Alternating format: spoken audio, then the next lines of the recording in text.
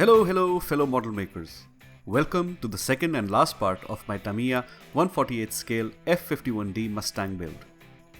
Well, this is where we left off last time. The cockpit is made and the fuselage halves glued together. I have cut and cleaned all the parts required for the wings, stabilizers and elevators. But before we move any further, we need to drill some holes in the wings for subsequent weapons load.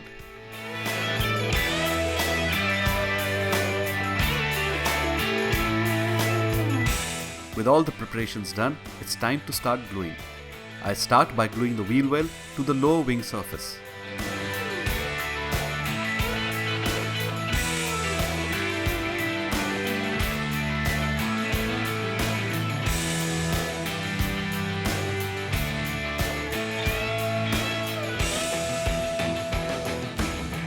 The wing surface is glued to the fuselage.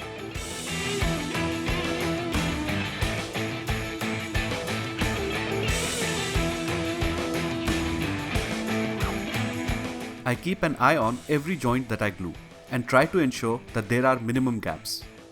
This is a little tricky since there is always a threat of getting the glue on the fingers and leaving a huge fingerprint on the part. But if done carefully, you reduce on the puttying and sanding that you have to do later on.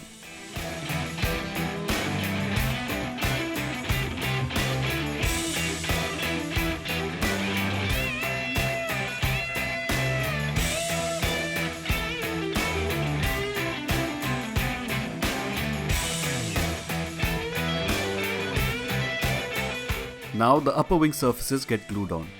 Once again, I move section by section, trying to line up the two halves as accurately as possible.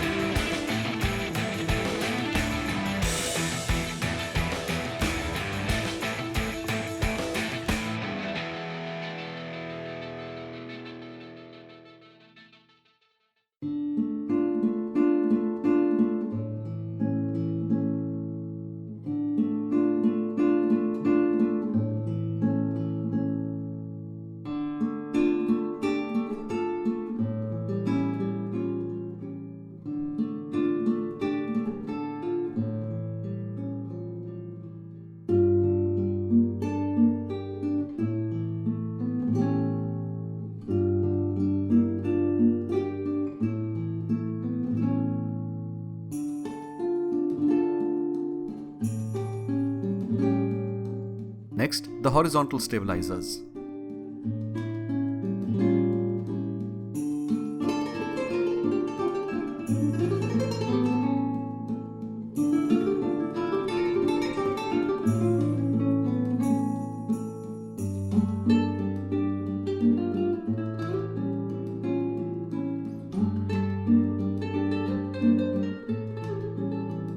It's time now to glue on the exhausts. There are two variants you can choose from. However, neither has holes in the pipes. So, I took my trusty hand drill and drilled out the exhausts.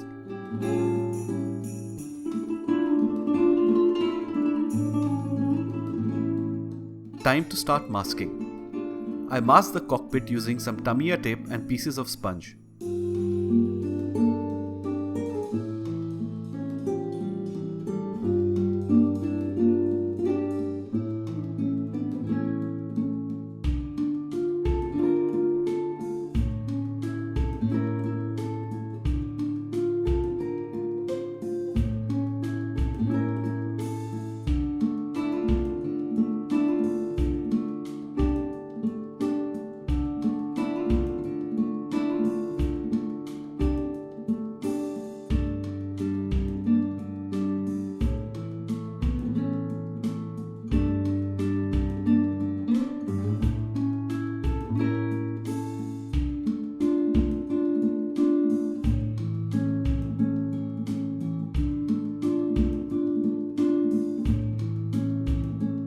wheel wells were masked with some blue tack.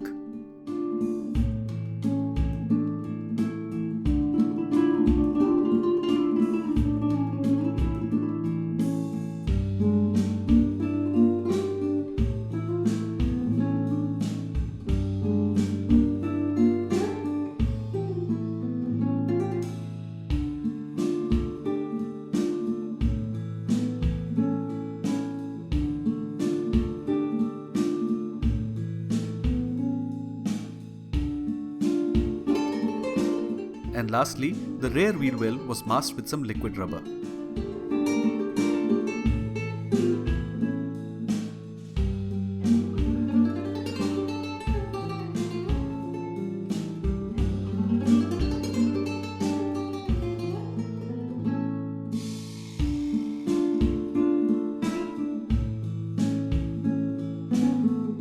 Before painting, I clean the kit by airbrushing an alcohol and water mixture.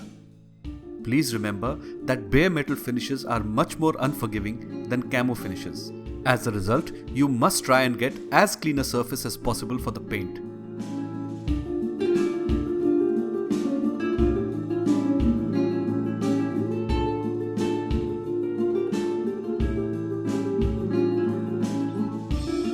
I next wipe clean the kit with alcohol.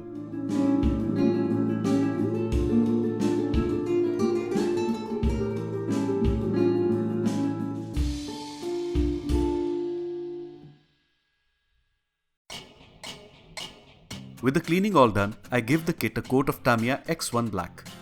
This will serve as an underlying layer for the metal paints.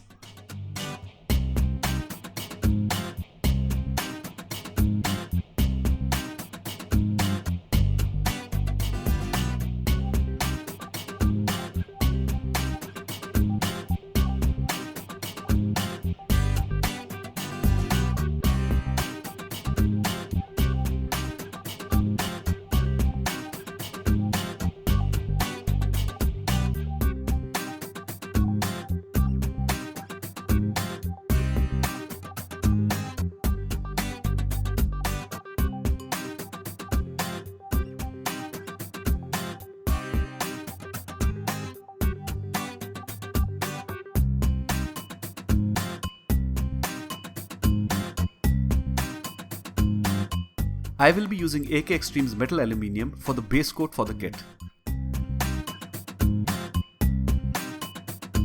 I get the best result for a metal finish by applying very light dusty layers of paint and building it up.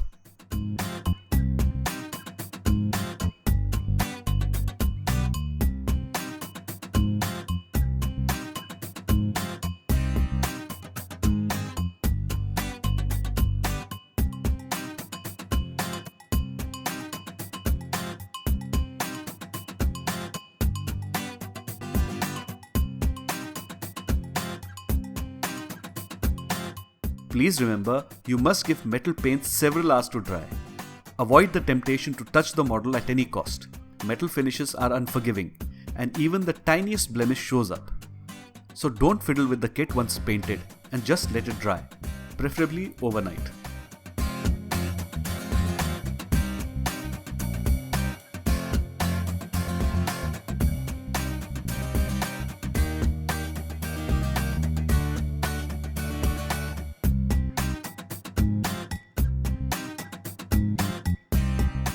Once the first coat of paint is dry, I break up the monotony of the aluminium finish by painting a few random panels with aluminium white.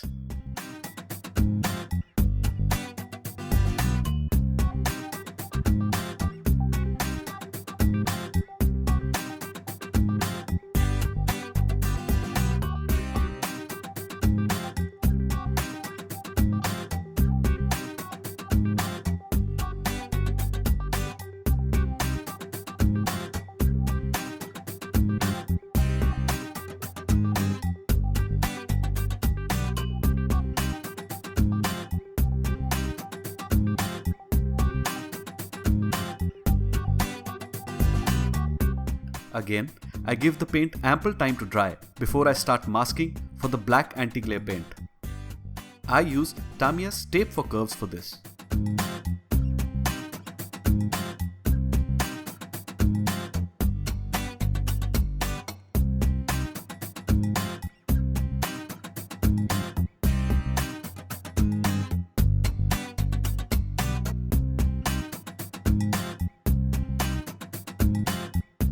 I also use a lot of white tape to ensure that I don't accidentally spray black paint anywhere else on the kit.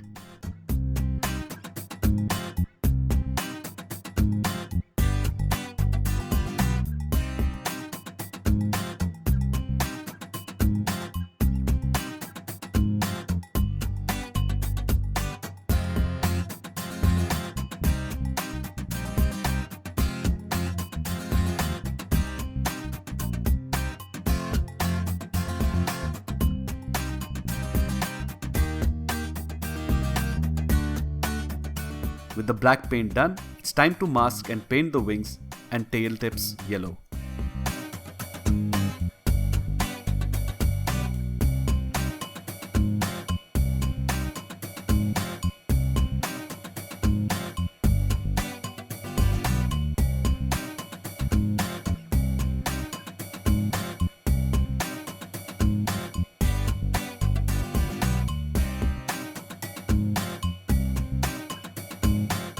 After all the painting was done, I gave the kit a couple of coats of clear varnish before starting off with the decaling. I used Microset and Microsol for this.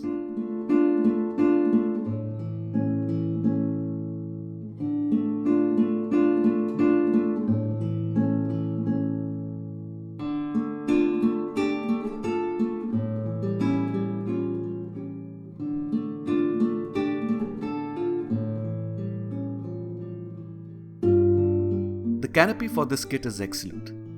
Very clear and without any bothersome seam lines. I carefully cut the canopy out of the frame.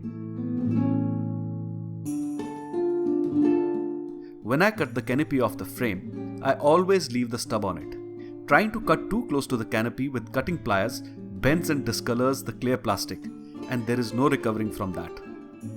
Instead, for the final cleanup, I use a sanding stick. This one is a cheap nail file which has multiple surfaces for varying grit.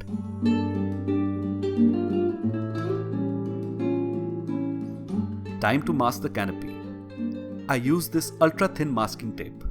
The advantage of using this tape, I feel, is that I get a very clean edge.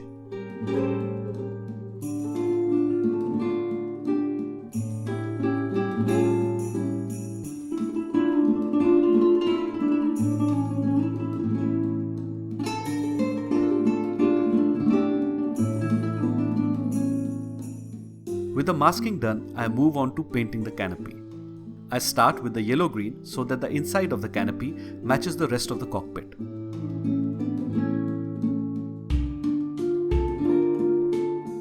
The aluminium paint then goes over the yellow-green.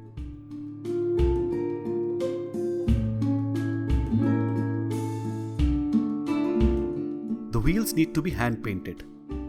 A tip for painting wheels that have well-defined central hubs, like these ones do, is to use your panel line wash. I use the wash to flood the outline of the hub and then simply use a brush to paint the rest of the rubber. This gives a much cleaner finish and also makes painting the wheels a lot easier.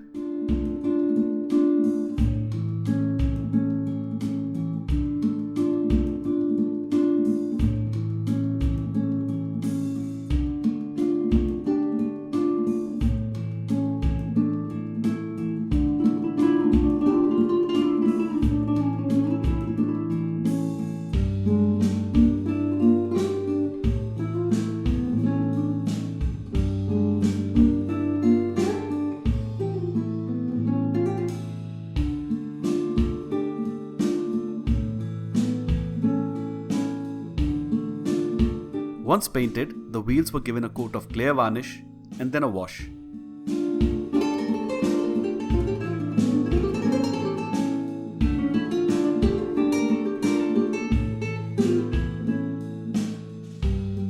Once the wash was dry, I glued the wheels together and then onto the kit.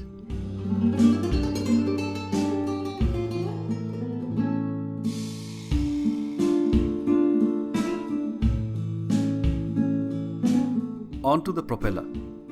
This propeller assembly is quite unique in that you don't have to glue the blades onto the spinner. These can be slided into place later. This is great because this enables me to paint the blades and spinner separately without having to mask anything.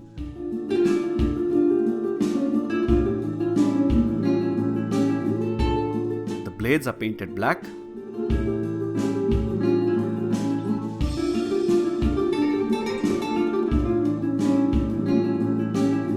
And then the tips are painted yellow.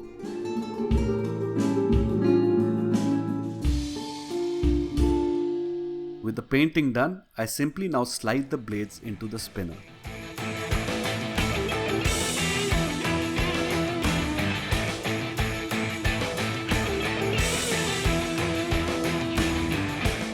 One more coat of clear varnish for the kit.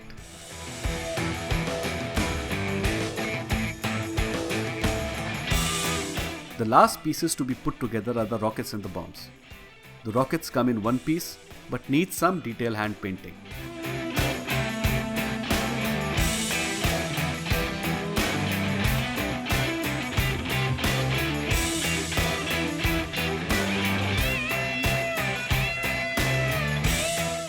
Finally, to wrap everything up, I glue all the pieces in place and give the kit a wash with Tamiya black panel line wash. Any extra wash is removed with a Q-tip dipped in turpentine. You can also use an odorless spirit.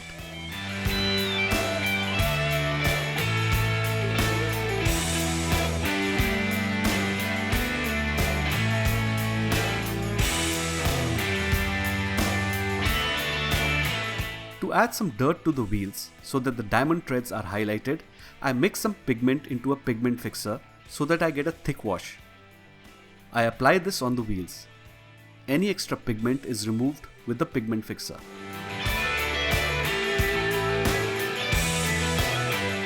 And here it is, ladies and gentlemen, Tamiya's F-51D Mustang from the Korean War. I hope you enjoyed the video. Till next time, good luck and keep modeling.